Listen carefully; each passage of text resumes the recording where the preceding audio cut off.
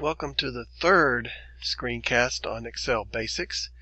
And one of the most useful features of Excel is its ability to make really nice charts with some data.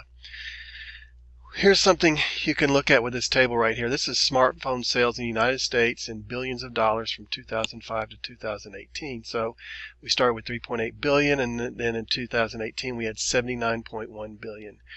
So I am going to select this column right here. You notice I get a little icon right there, and that's my quick analysis icon.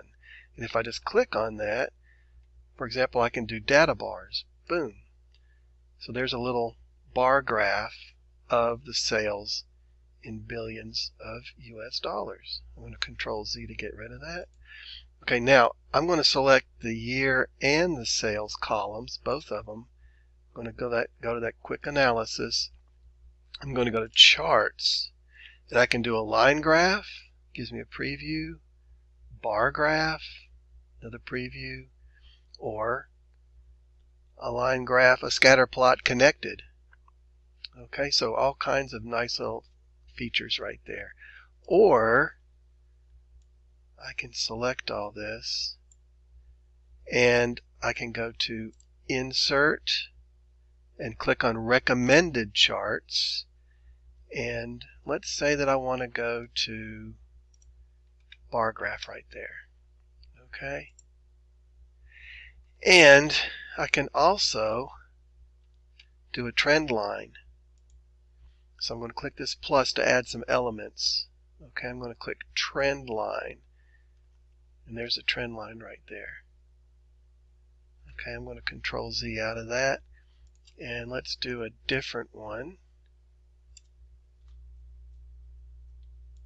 Okay, go away. There. Okay, now I'm going to select my data again. I'm going to go to Insert, and this time I'm going to pick Insert Scatter Plot, and I want them unconnected. Okay, I'm going to get my trend line here.